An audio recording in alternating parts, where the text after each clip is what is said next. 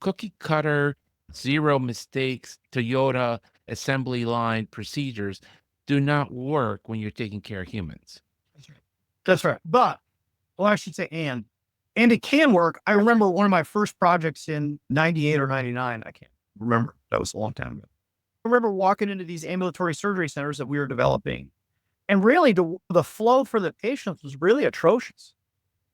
And I remember saying, as an industrial engineer looked at this, and God bless them, these two docs looked at me and go, no, we did it all. And I went, okay, we got to rework how the patient gets from the front door, right, into the pre-op bay, into the procedure room or the OR. Like, we got to rework this whole deal because this isn't going to work. And so there are places where efficiency works, but there's a whole bunch to what you just said. And I hope people understand the nuance and the beauty of what you said, which is no one's the same.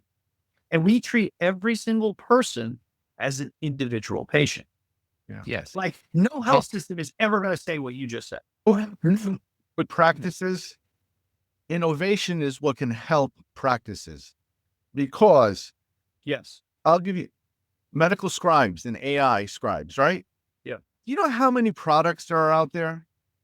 A lot. A lot. One is better than the other, and it's a computer guy that's giving you all these bells and whistles and many bells and whistles. When the person just wants something to write a progress note so we can move on. Yeah. It writes a good progress note. And it's not the most expensive one is the one that you need, but at a healthcare system level, the guy that makes a decision on to what product to get is usually a guy that's computer illiterate and not using the product anyway. Or worse yet, he's very computer illiterate. But no, he's very computer literate. He's very good at computer engineering. Yes. But he has no clue. He can't talk to a human being. Yeah. He can't. He's a genius.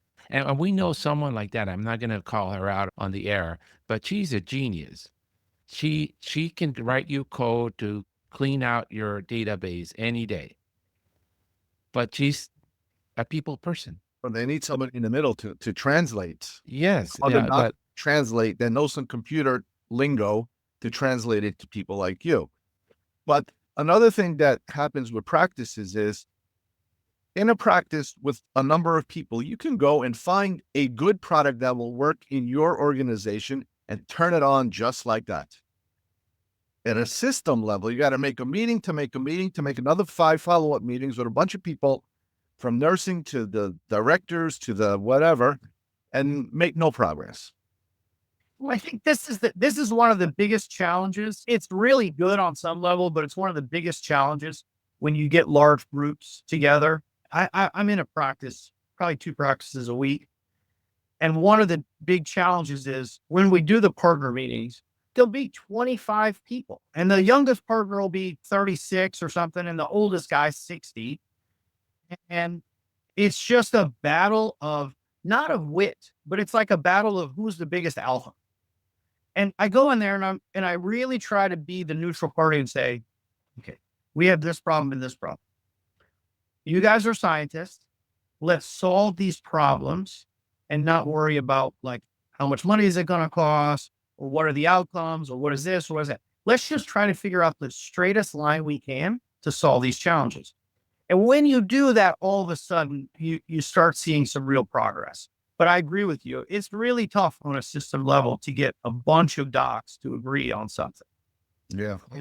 And the health system's got the lawyer, the chief nursing officer. My contract with Epic says that we can't bring that product unless they okay it. And it's just layers and layers. But to our earlier point about Six Sigma, there are places, particularly in the operating rooms, where you can develop Six Sigma, zero errors, which is, there's a hospital that only does hernia repairs in Canada. And everybody uses the same procedure, the same technique to get to the hernia. They use the same sutures, they use the same mesh, and the same protocols. You could do that for knee replacements. You can use the same implant. All the surgeons use the same implant, the same suture technique, the same approach, and the same team does nothing but knee replacements every day. And you do become very good at it because you take all the variants.